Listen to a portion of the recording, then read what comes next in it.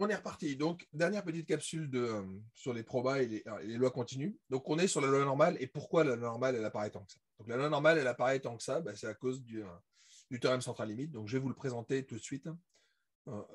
Donc, là, il n'y aura pas trop de maths. Je vais juste vous faire des dessins, puis essayer de vous faire comprendre des choses avec des simulations que je vais légitimer plus tard l'utilisation des simulations, mais vous verrez déjà un petit peu l'idée de l'utilisation de ces simulations. Donc, alors, j'ai mis ça en bleu, mais en fait, ça devrait être du rouge parce que c'est une propriété, en fait. Euh, euh, cette chose-là s'appelle, mais je ne la démontre pas, hein, encore une fois, je ne suis pas là pour faire des. Encore une fois, c'est une introduction à la statistique. Donc, si vous voulez vraiment faire des stats maths un jour, faites un cours de stats ou de proba. Mais, voilà. Donc, je suis juste là pour vous expliquer un petit résultat qui sera hyper utile par la suite. Le premier, c'est la loi des grands nombres. Le deuxième, c'est le théorème central limite. Loi des grands nombres, théorème central limite, c'est le but de cette capsule. Donc, premier théorème, si jamais vous avez des variables, alors ce qu'on appelle IID, ça veut dire indépendant et identiquement distribué. Donc, si jamais vous avez des variables aléatoires indépendantes qui ont la même loi, qui ont la même moyenne, et donc la même moyenne mu et la même variance sigma 2, si jamais je définis x bar comme étant la moyenne, alors je mets un petit n parce que vu qu'on va faire tendre n vers l'infini, j'aime bien garder en tête le fait que xn dépend de n, enfin x bar dépend de n. Ce qu'on peut montrer, c'est quoi? Alors, je vais vous l'écrire de manière très sale, ça ne veut rien dire. C'est que quand n tend vers l'infini, x bar tend vers la moyenne. Okay, ça ne veut pas dire grand-chose parce que d'un côté, j'ai une variable aléatoire, de l'autre côté, j'ai une constante. Mais c'est en gros ce que ça veut dire. Ça veut dire que je peux être aussi proche que je veux de la constante que je veux, que de la constante mu que je veux. Okay, donc, si je le dis de manière un peu propre, ça veut dire que quel que soit epsilon aussi petit que vous voulez, genre avec une chance sur 1000, la probabilité pour que l'écart entre x bar et mu soit plus petit que 1 sur 1000, okay, ça va finir par tendre vers 1. Okay, donc vous êtes quasiment certain d'être aussi proche que vous voulez de la moyenne. Okay, c'est normalement ce qui est écrit en dessous. Avec n suffisamment grand, la moyenne x bar n sera aussi proche qu'on le souhaite de mu, avec une probabilité qui est aussi proche qu'on veut de 1. Okay, donc je peux vous garantir quelque part que si jamais j'ai beaucoup d'observations, peu importe la distribution en fait, dans ces cas-là, je peux me rapprocher de cette moyenne. Alors je vais juste vous montrer sur des simulations. Normalement, je le fais par des piles ou face. Okay, donc je lance des pièces et je m'amuse à regarder le nombre moyen de piles que j'ai obtenu. Alors, histoire d'avoir quelque chose d'un peu propre, je regarde. C'est le nombre de piles moins la moyenne. La moyenne, comme c'est une pièce qui est non truquée, ça vaut un demi. Okay, donc je regarde la probabilité pour que x bar moins un demi, okay, soit plus grand qu'une certaine grandeur. D'accord. Donc en l'occurrence, je veux un écart de 5%. D'accord. C'est pas trop, c'est relativement petit. Okay. Ce qu'on voit, c'est que ici, j'ai fait une cinquantaine de tirages.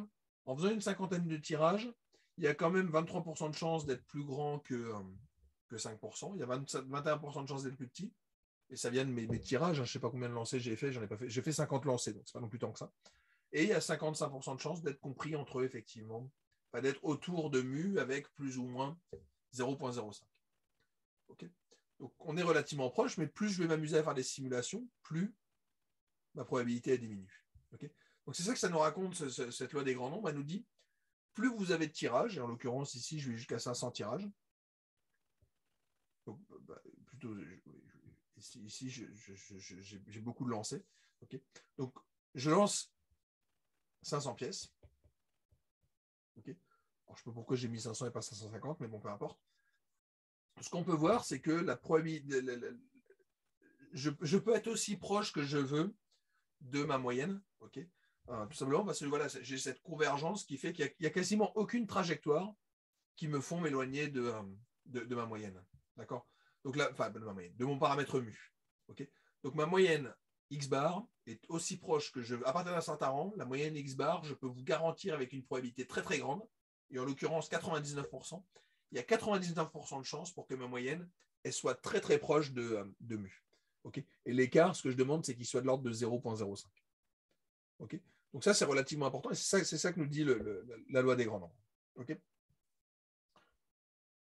donc ça, c'est le premier théorème qui va être important, c'est de nous dire la moyenne, elle tend vers la... Enfin, je suis désolé, j'utilise toujours le mot moyenne pour tout. La moyenne x bar va être aussi proche qu'on veut de la moyenne mu, de l'espérance mathématique. Okay, donc c'est ça le premier théorème, c'est cette loi des grands nombres. Le deuxième résultat, qui sera encore plus utile, c'est qu'on peut contrôler un petit peu l'erreur de manière un peu plus fine. Avec exactement les mêmes hypothèses que tantôt, des variables qui sont indépendantes, même moyenne, même écart type. Si jamais je définis x bar comme étant la valeur moyenne obtenue sur les n tirages, peu importe la distribution, là encore, si jamais vous définissiez votre variable centrée réduite, quelque part, d'accord, donc si jamais vous prenez x bar moins mu divisé par sigma sur racine de n, donc là, techniquement, vous êtes en train de centrer et réduire votre moyenne, bah, dans ces cas-là, vous êtes à peu près gaussien, avec une loi normale centrée réduite. Okay, donc ça, c'est un théorème qui est incroyablement fort, parce que je n'ai pas besoin de faire beaucoup d'hypothèses sur mes variables sous-jacentes. Je n'ai pas besoin qu'elles soient gaussiennes. Si jamais c'était gaussienne, il n'y a pas de souci. Si jamais vous avez des variables gaussiennes, en fait, vous avez même égalité. Okay, si jamais les xi suivent une loi normale mu sigma 2, dans ces cas-là, racine carrée de n, x bar moins mu sur sigma, ça suit très exactement une loi normale centrée réduite. Là, la puissance du théorème, c'est de vous dire que vous n'avez pas du tout besoin d'avoir une loi normale centrée réduite. Si jamais vous n'êtes pas avec une loi normale centrée réduite, dans ces cas-là, vous avez à peu près une loi normale centrée réduite. Okay, donc, on a à peu près cette loi normale centrée réduite qui apparaît dès lors que vous avez centré réduit votre moyenne. Okay, donc, c'est un résultat qui est très, très fort et qu'on va pouvoir exploiter par la suite. Alors, je vais juste vous prouver un tout petit peu le fait qu'il existe. Okay, je m'amuse à regarder ici des moyennes de lois exponentielles.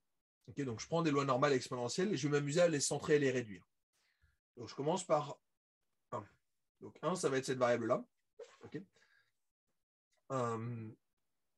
donc, je prends une loi exponentielle, j'enlève sa moyenne et je divise par sa moyenne. Okay, en l'occurrence, de mémoire, une loi exponentielle de paramètre 1, sa moyenne doit être à 1 et sa variance doit être à 1. Okay, donc, effectivement, je décale de 1. On voit qu'on est assez loin d'une loi normale centrée réduite. Ici, j'en prends 2. Ici, j'en prends 3. Ici, j'en prends 4. Okay, donc, si jamais vous regardez le graphe de droite, c'est le cas où j'ai 4 variables exponentielles. Okay, donc ici, je suis juste en train de vous dire, si jamais vous avez 4 variables exponentielles, vous prenez x1 plus x2 plus x3 plus x4. Vous définissez x bar, donc x bar 4. Je le centre et je le réduis. Dans ces cas-là, vous récupérez très exactement cette distribution-là. Donc, ce n'est pas exactement une loi normale, mais on voit qu'on n'est quand même pas si loin que ça, puisqu'en fait, la loi normale, centrée réduite, c'est la courbe rouge. À gauche, en bas, vous avez 6 observations. Ensuite, vous en avez 7, vous en avez 10. Okay, on voit que plus mon n augmente, plus ma moyenne, effectivement, ressemble à une loi normale. Okay, alors, je peux vous le faire maintenant sur les simulations. Je reviens sur mes histoires de lancer de pièces. Okay, donc, au lieu de regarder uniquement la grandeur qu'on avait tantôt, c'est-à-dire le x bar moins mu, je vais multiplier, alors je vais vous faire un peu plus proprement, je vais prendre racine carrée de n, je vais prendre le x bar n moins mu, et je vais m'amuser par diviser par sigma. Ok, alors, c'est des lancers de pièces, donc en fait, le mu, ça correspond à la probabilité, et le p, en fait, c'est tout simplement p1 moins p. Et comme j'ai des pièces qui sont bien calibrées, en fait, je suis en train de regarder racine carrée de n, x bar moins 1 demi divisé par c'est une racine carrée ici. Donc la racine carrée de 1 quart, ce qui fait aussi du 1 demi. Okay, donc je regarde l'évolution de cette grandeur-là quand n tend vers l'infini, puis je m'amuse à faire des simulations de trajectoire. Et je vous fais, alors, comme on parle de distribution, je regarde un peu la distribution en termes d'histogramme. Okay, donc je regarde un petit peu où je me trouve et on trouve une distribution qui ressemble à ça. Okay, donc je vais juste avancer un tout petit peu. Donc ici j'avais 50 observations, n égale 50, n égale 100, n égale 300, n égale 500. Donc on voit que en prenant suffisamment de tirages, ben en fait, effectivement, on s'aperçoit que nos valeurs, elles tombent un petit peu partout, puis elles tombent de manière beaucoup plus présente au milieu, puis après, j'en ai encore un petit peu autour. Et si je regarde la distribution, j'ai l'impression d'obtenir une belle loi normale. Okay, et la théorie nous dit qu'effectivement, j'ai une loi normale. D'accord, donc, c'est effectivement ce que j'observe en faisant mes tirages de pièces. Okay, donc, je ne me contente pas de regarder la valeur de la moyenne, je la centre et je la réduis. Okay, donc, j'ai ce facteur en racine de n qui intervient, et effectivement, ce qu'on voit, c'est que racine carrée de n, x bar moins 1 demi, divisé par 1 demi, bah, ça suit à peu près une loi normale, n01 quand n tend vers l'infini. Je reviendrai un peu sur l'histoire d'utiliser des simulations pour se convaincre de pas mal de résultats en proba. Et voilà, c'est un peu ce que j'ai fait ici. Je ne vous ai pas encore expliqué comment je tire des lois normales. En tout cas, comment je tire des pièces. Okay, ici, je ne tire pas des lois normales, je tire vraiment des pièces. Okay. Le code, on le verra tranquillement quand on fera la partie sur les méthodes de simulation, mais ça peut être une manière pour comprendre un peu cette histoire de convergence vers une loi normale. Alors, en fait, techniquement, ici, cette chose-là, c'est à peu près une loi binomiale. Je vous rappelle que Ix, la somme des xi, ça suit une loi binomiale. La moyenne, ce n'est pas exactement une loi binomiale parce que je ne suis pas sur 1, 2, 3, 4, 5, 6 jusqu'à n. Je suis sur du 1 sur n, etc. Donc en décalant de 1,5 puis en divisant, enfin voilà, je tombe sur des valeurs qui ne sont pas des valeurs ultra jolies, mais donc j'ai une très forte régularité, mais ça peut ressembler en tout cas à une loi normale. Ok. On est presque au bout. Il y a juste un dernier petit point qu'il fallait que j'évoque, c'est les histoires de covariance et de corrélation. C'est pour le moment, j'ai défini la variance, mais je n'ai pas parlé de ce qui se passait quand on avait plusieurs variables aléatoires. J'avais fait une toute petite digression au tout début en vous parlant d'indépendance parce que j'en avais besoin pour donner plein de résultats par la suite, mais je n'ai pas été beaucoup plus loin. Les lois de corrélés, c'est pénible et des fois, c'est compliqué. Alors, je vais juste vous le faire dans le cas discret parce que c'est déjà pas mal, mais j'évoquerai un petit peu le cas continu si j'ai le temps. Exemple de loi jointe, de loi conditionnelle et de loi corrélée. Je lance 2 dés. Okay, donc je lance 2 dés à 6 faces, exemple assez classique. X1, X2, c'est respectivement les 2 faces apparentes de mes dés, et je m'intéresse à la somme.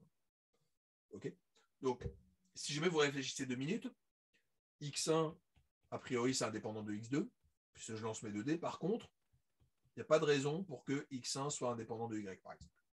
Okay, essentiellement parce que X1 intervient dans Y. Okay, en particulier, on aurait une espèce... Alors, vous connaissez forcément un petit peu la corrélation, donc je peux quand même le dire, mais on se doute qu'il y a une corrélation positive. Si X1 est grand, il y a de fortes chances pour que Y soit grand. Okay, c'est un peu ça que ça veut dire. Donc, comment est-ce que je peux décrire la loi jointe? C'est le diagramme qui est à droite, où je peux regarder les différentes probabilités dans chacune des régions. Okay, effectivement, si X1 est petit, alors je vais le travailler plutôt sur la loi conditionnelle. La loi conditionnelle de Y sachant X1, elle dépend de X1. Okay, si X1 est petit, en gros, vous êtes tombé sur 1 avec votre premier dé, en fait, votre dé, il est uniformément réparti entre 2 et 7. Par contre, si jamais vous étiez tombé sur 6, vous êtes toujours uniformément réparti, mais non pas sur 2, 7, en fait, c'est plutôt entre 7 et 12. Okay, donc on voit qu'on a une espèce de shift de notre loi vers le haut, okay, en fonction de la valeur de X1, c'est ça tout simplement que ça nous dit. Okay, donc je suis capable d'aller récupérer des lois conditionnelles assez facilement, et c'est effectivement ce qu'on obtient. Si jamais je vous dis qu'on était tombé sur 4, alors dans ces cas-là, je peux si jamais je vous dis que X1 était tombé sur 4, okay, dans ces cas-là, la loi conditionnelle de Y sachant 4, ça serait cette loi uniforme sur cet intervalle 5, 6, 7, 8, 9, 10. Okay, donc je suis uniforme sur ces valeurs-là. Okay, donc on voit qu'on n'a pas l'indépendance. On n'a pas l'indépendance essentiellement parce qu'il y a une des composantes qui intervient dans la variable Y. Okay, donc on a des variables qui sont corrélées. Okay, alors je peux le voir de l'autre côté, c'est-à-dire que si jamais je m'intéressais à X1 sachant Y, si jamais je vous dis que la somme des deux valait 4, ça nous contraint quand même pas mal. Okay, ça nous contraint pas mal parce que si je mets la somme des 2 dés est égale à 4, ça veut dire que je n'ai pas pu dépasser 3 avec mon dé. Okay, donc en fait, tout simplement, je récupère ces 3 probabilités. Donc les probabilités de tomber sur 1, 2, 3, et je récupère en fait, des lois uniformes. Okay, donc en fait, je récupère quasiment tout le temps des lois uniformes quand je regarde Y sachant X sachant Y, mais pas sur les mêmes endroits. Donc je vais changer mon support en fait. Okay, donc on voit très clairement que des lois corrélées, ça existe. Okay, et je l'observe, en tout cas non indépendantes, c'est assez facile à créer en faisant des lancers de pile face. Donc quand je m'intéresse à des couples de variables aléatoires, donc je reviens sur la définition que j'avais un petit peu donnée, j'ai une propriété forte qui est l'indépendance, mais des fois elle n'est pas vérifiée. Et quand elle n'est pas vérifiée, on va essayer de décrire un petit peu ce qui se passe et on va faire intervenir un objet qui va s'appeler la covariance. Okay, donc je reviens, je vais peut-être passer un petit peu vite parce qu'on l'a déjà défini, mais je peux définir de manière assez générique une fonction de répartition. Donc en dimension 2, si jamais j'ai Y et j'ai X, okay, je m'intéresse en fait à la probabilité dans un certain quadrant, qui est l'air qui se trouve là. Donc je me place en petit x et en petit y. Okay, et je regarde la probabilité conjointe que X soit plus petit que petit x et que Y soit plus petit que petit y. Okay, donc ça, on l'avait défini dans un cadre discret, mais en fait, c'est toujours vrai en dimension, même, y compris continue. si jamais j'ai des variables continues. Okay, la seule chose, c'est que ma densité, ma fonction de masse n'existe plus en dimension 2 sur des variables continues. Mais je peux continuer à définir une densité. En fait, c'est tout simplement la dérivée jointe de ma fonction de répartition. Mais bon, j'aurais peut-être dû mettre des étoiles parce que ça dépasse un petit peu ce que je voulais qu'on fasse. Voilà. Anyway, la propriété d'indépendance, elle est encore vraie. La caractérisation que j'avais donnée, la définition d'indépendance, elle reste valide. C'est-à-dire que deux variables seront indépendantes, y compris quand on est sur des variables continues. Si et seulement si la fonction de répartition s'écrit comme le produit des deux fonctions de répartition, ou alors quand la densité jointe s'écrit comme le produit des deux densités. Okay, il n'y a pas beaucoup de secrets, il n'y a rien de bien méchant, et voilà, c'est connu. Alors, avant de définir la covariance, j'ai besoin aussi de rappeler une autre petite propriété. Donc, par exemple, je vous redéfinis ce que c'est qu'une variable uniforme sur 0,1 au carré, donc sur le carré unité, en fait. C'est tout simplement une fonction de masse qui sera constante sur un carré. On fait un peu de géométrie, mais ce n'est pas très grave. Mon point est, si jamais j'ai deux variables aléatoires, que je m'intéresse à une fonction h de xy, donc si jamais vous prenez une fonction à deux valeurs, qui est à valeur dans R, dans ces cas-là, l'espérance de cette fonctionnelle-là, ce sera tout simplement les valeurs, le couple qui sera pris, multiplié par les probabilités de tomber sur ces valeurs. Si vous n'êtes pas convaincu, reprenez un exemple très simple qui est juste, vous lancez 2 dés, donc x et y, ça va être les deux faces de mon dé, puis vous vous dites, il faudrait que je prenne un exemple un petit peu tordu, mais voilà, vous faites le produit des deux. Vous vous demandez quelle est l'espérance de x, y. Donc du produit des deux faces. Okay, si vous voulez faire les choses proprement, c'est facile. Vous dénombrez comme ça toutes les possibilités, toutes les paires sur lesquelles vous pouvez tomber, et vous dites, je vais sommer sur toutes les valeurs possibles. Donc si on est sur un dé, ça va être la somme sur toutes les valeurs de x qui valait de 1 à 6, la somme de y qui valait de 1 à 6. Je regarde la valeur de ce que ça me donne, donc c'est xy, et je multiplie par la probabilité d'être tombé sur le couple xy, tout simplement. Okay, et vu que c'est relativement naturel dans le cas des variables discrètes, je me contente de dire ce truc-là marche sur des variables continues. Okay, donc de manière assez générique, on va admettre qu'effectivement on peut écrire ça, et il n'y a rien de... Je l'ai mis en rouge comme si c'était une propriété, mais en fait ça découle directement de la définition de ce que c'est qu'une espérance. Okay, donc je suis sur l'espérance définie sur un objet un peu plus bizarre parce que je suis sur un couple de variables aléatoires. Mais peu importe. Je pense que fondamentalement, vous admettrez que cette chose-là, je me contente de faire l'équivalent de ce qu'on faisait en dimension régulière. OK. Maintenant que j'ai posé mes bases, je peux définir l'outil qui va m'intéresser, c'est la covariance. Donc ce qu'on appelle covariance. Alors je vous rappelle, quand même pour redéfinir la variance, je vous rappelle qu'on avait dû dire, que la variance de x, c'était l'espérance de x moins l'espérance à la 2. Okay, donc la covariance, ça va être un peu la même chose. Je vais m'intéresser à du x moins son espérance. Okay, donc je centre ma variable, mais je vais le faire sur mes deux variables. Donc j'avais mon x et mon y. Je centre x et je centre y, et je vais faire tout simplement l'espérance du produit. Okay, donc formellement, c'est juste l'espérance de la variable centrée en x multipliée par la variable centrée en y. Okay, donc l'idée, c'est à peu de choses près, si vos deux variables étaient centrées, je vais m'intéresser à l'espérance du produit joint xy. Okay, cette grandeur-là va être hyper importante par la suite quand on va essayer de quantifier la dépendance qui peut exister entre deux variables. Okay, en particulier quand on va vouloir introduire une corrélation. La corrélation va être directement liée à ça. Et c'est lié à cette histoire. Donc cette covariance, ça mesure une covariation. Si vous voulez le faire un petit peu avec les mains, je vais peut-être virer mes petits dessins. Ici, je regarde x par rapport à sa moyenne. X par rapport à sa valeur moyenne. Donc pensez à la taille et au poids. Est-ce que vous pensez que la taille et le poids sont corrélés? Ou disons, varient ensemble. Si vous pensez que ça varie ensemble, ça veut dire quoi? Ça veut dire que si vous pensez qu'il y en a un qui est plus grand que sa moyenne, quelqu'un qui est plus grand que la moyenne, il a aussi des chances d'avoir un poids qui est plus grand que la moyenne des poids. Et c'est un peu ce qu'on est en train de regarder ici. Je suis en train de me poser la question, est-ce que le produit des deux évolue un peu dans le même sens?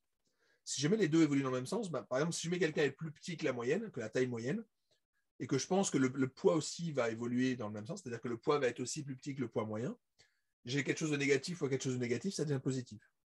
Et donc, si vous pensez que les deux sont corrélés positivement, et donc que quelqu'un qui est grand relativement par la moyenne sera aussi gros relativement par rapport à la moyenne, ou si jamais il est petit par rapport à la moyenne, il sera aussi maigre par rapport à la moyenne, c'est que vous pensez qu'ils varient dans le même sens. Et c'est effectivement ce qu'on est en train de dire, c'est que si les deux, en gros, c'est que les deux doivent être de même signe. Si les deux évoluent, si jamais les deux sont de même signe, dans ces cas-là, votre covariance sera positive. Si votre covariance est négative, ça veut dire qu'ils évoluent en sens inverse. Ça veut dire que quand vous pensez qu'il y en a un qui est positif, l'autre a de fortes chances d'être négatif. Donc, ils vont se compenser. Okay, c'est vraiment ça, cette idée de covariation. Les deux vont covarier ensemble, en fait. Ou pas. Ou soit dans le même sens, soit pas dans le même sens. Donc, le signe va être hyper important et c'est ça qu'on va regarder attentivement par la suite. Okay, le signe de cette covariance. D'accord. Ce qu'il faut juste retenir, je ne l'ai pas encore dit, c'est un tout petit peu dit ici, c'est qu'on avait dû évoquer le fait que si les variables sont indépendantes, alors l'espérance de xy, l'espérance du produit, c'est le produit des espérances. Dans ces cas-là, la covariance est égale à 0. Okay, donc l'indépendance correspond au cas où la covariance sera nulle. Nous, on va s'intéresser au cas où ce n'est pas nul. Et on va avoir une petite interprétation qui est soit je suis positif, soit je suis négatif. Et les deux vont nous donner des informations différentes sur la manière dont les deux évoluent ensemble. Okay, il y aura une section dédiée à ces histoires de covariance et de corrélation, et en particulier quand on fera des régressions. Okay, mais voilà, souvenez-vous juste de ces histoires de covariation où on s'intéresse à tout simplement cette fonction qui nous dit que la covariance de xy, c'est l'espérance du produit entre la variable centrée en x et la variable centrée en y. Okay, donc la covariance, elle vérifie des propriétés. Alors, elle est symétrique. La covariance de xy, c'est pareil que la covariance entre yz, entre yx. Si jamais vous vous souvenez de l'expression que j'avais donnée pour la variance, on a que la covariance, la variance, c'est la covariance d'une variable avec elle-même. Okay. Remplacez juste y par x et vous retrouverez cette formule-là. Et on a cette petite propriété magique, la numéro 3, qui nous dit que la covariance de ax plus b et de cy plus d, je peux faire sortir le a, je peux aussi faire sortir le d. Le c, pardon. D'accord. Donc je me retrouve avec ce produit AC et on retrouve quelque part en fait la propriété qui nous dit que la variance de AX plus B, ça fera parvenir du A2 variance de X. Okay, donc on retrouve une idée un tout petit peu liée avec cette histoire de A à la 2, c'est qu'en fait cette chose-là, ça nous fait une covariance de AX à X. Quoi. Et donc le A, il va sortir 2 fois et donc on retrouve ce 2. Voilà. Souvenez-vous juste de ça. Il y a pas mal de propriétés sur les propriétés de covariance qui sont valides. Mais je vais aller un peu plus loin. Donc on retrouve. Bon, ça sent la fin, là, mais on va attendre un peu plus. Donc, on avait évoqué le fait que quand on a des variables indépendantes, alors la covariance vaut 0. Okay, et je vous le redémontre tranquillement, c'est-à-dire le fait que l'espérance du produit, ça correspondra au produit des espérances. Alors, c'est juste des calculs dans les intégrales, mais bon, peu importe. Oubliez les raisons. Mais souvenez-vous juste que si jamais vous êtes indépendant, la covariance va être égale à 0. Par contre, la réciproque est fausse. Okay, si vous avez une covariance qui vaut 0, ça ne veut pas forcément dire qu'elle a l'indépendance. L'indépendance, c'est beaucoup plus fort, en fait. Okay, je ne l'ai pas écrit, mais en fait, on pourrait montrer une propriété. Enfin, il y a une propriété qui nous dit qu'en fait, deux variables sont indépendantes si et seulement si la covariance de toute transformation de l'une et de toute transformation de l'autre est égale à 0. Voilà. Donc, c'est vraiment quelque chose de très, très, très, très, très fort, l'indépendance. Alors que la covariance, c'est vraiment quelque chose de très faible. Okay, donc, la covariance vaut 0, ça ne veut pas forcément dire qu'on a l'indépendance. Alors, je vous ai juste montré un petit exemple pour vous convaincre. Vous prenez deux variables gaussiennes, n0,1, okay, puis je définis ma variable y comme étant rx plus racine carrée de 1 moins. Alors je suis en train d'écrire partout, on ne voit plus rien. Rx plus racine carrée de 1 moins R2z. Okay, donc on peut montrer un peu de la même manière qu'on avait vu quand je m'amuse à lancer 2D et que je regarde la somme des deux. Dans ces cas-là, les x1 et y ne sont pas indépendants. Là, c'est pareil. Okay, comme je suis en train de définir y à partir de x, forcément, y et x, ils vont être corrélés. Okay, et plus particulièrement, en fait, cette construction-là, je ne l'ai pas inventée, mais ça permet de vous récupérer une covariance qui vaudra exactement R. Donc, les deux variables sont corrélées. Okay, mais par contre, quand vous regardez un x et y à la 2, la covariance vaut 0. Okay, donc ici, j'ai une covariance qui vaut 0. Par contre, x et y ne sont pas indépendantes et x, y2 ne sont pas du tout indépendantes non plus. Okay, donc, j'ai des variables qui sont non covariantes, non corrélées. Je n'ai pas encore défini la corrélation, mais c'est un peu la même chose. Et pourtant, donc j'ai une corrélation, une covariance qui vaut 0 et deux variables qui ne sont pas du tout indépendantes. Okay, donc, souvenez-vous juste de ça. Après, je vous fais un petit calcul pour que les choses soient claires. Donc, je prends deux variables qui sont uniformes sur 0,1. qui sont indépendantes, okay, on peut vérifier la covariance vaut 0. D'accord, donc je vous fais un calcul de covariance là-dessus. Petit calcul de covariance, je le fais là aussi sur des lancers de pièces. Désolé, je rebalance. Hop. Donc je me prends, je lance 12 pièces et je me demande, donc je compte le nombre de fois par exemple que j'obtiens des faces. Okay. Je définis deux variables, y1 et y2. Le premier, c'est les 7 premiers lancers, le dernier, c'est les 7 derniers lancers. Que vaut la covariance? Alors on a l'impression que la covariance, elle ne devrait pas être égale à 0 parce qu'en fait, il y a des éléments communs. Pour être plus précis, il y avait x7 qui se trouve dans les deux et x6 qui se trouve dans les deux. Donc en fait, il y a des éléments communs dans les deux. Un principe de base, encore une fois, on est vraiment dans un cours d'introduction à la statistique. À partir du moment où vous avez des variables qui ont des éléments communs, il y a des chances pour qu'elles soient un peu corrélées. Quoi. Okay, donc c'est un peu ce qu'on va montrer ici. Donc je vous laisse regarder un petit peu tranquillement les calculs. Mais en fait, ce qu'on peut montrer, c'est que le fait d'avoir deux éléments communs sur les 7 qui sont utilisés dans les calculs fait que il va y avoir une covariance qui sera non égale à 0. D'accord? Donc plus précisément, je vous fais le calcul. Donc la covariance de XY, vous pouvez le calculer. Okay, tout simplement en revenant sur toutes les sommes possibles des covariances. Et donc on récupère en fait que quasiment tous les termes ici sont nuls, sauf les deux en commun. Les seuls termes ici qui sont... donc, comme les tirages sont indépendants, quasiment tous sont nuls. Donc pour les i différentes j, les covariances sont égales à 0. La seule chose, c'est qu'il y a deux composantes qui vont apparaître, qui sont celles en 6 et celles en 7. Et donc au final, ce qu'on peut montrer, c'est que la covariance entre les deux sommes, ce sera la variance de 6 et la variance de 7. Okay. Et comme j'ai des piles ou faces, dans ces cas-là, on peut avoir que les variances sont égales respectivement à un quart, et donc la covariance vaut un demi. Okay. Donc voilà, souvenez-vous juste de cet exemple parce que ça permet effectivement de définir des variables qui sont covariantes, qui sont corrélées. Alors je parle toujours de la corrélation, je l'ai définie enfin. Ce qu'on appelle la corrélation, c'est une manière normalisée de définir la covariance, c'est ce ratio-là. Donc la corrélation, c'est le ratio entre la covariance et la racine carrée du produit des variances. Okay, c'est une définition, là encore une fois. Mais voilà, apprenez-la par cœur. C'est une manière de définir, plutôt de normer la covariance, puisqu'en fait la covariance va être très très liée à la variance. Donc si jamais vous avez une variable qui change d'unité, sa variance va changer et donc sa covariance va changer. Pour faire simple, je ne l'ai pas mis ici comme propriété, mais la covariance de AX BY, ce sera du A B covariance de XY. Et donc forcément, ça va intervenir sur AB. Si jamais vous le faites sur la corrélation, si jamais vous changez les unités, en fait, la corrélation sera la même. Okay, la corrélation entre AX et BY, ce sera égal à la corrélation entre XY. Et ça, c'est cool parce que ça veut dire que quand vous changez vos unités, en fait, on se débarrasse des unités. Et je ne peux pas vous démontrer la propriété parce qu'elle est un peu technique, mais la corrélation, on peut montrer qu'elle est rigoureusement comprise entre -1 et +1. On a normé la corrélation. Donc, on l'a ramené sur une échelle.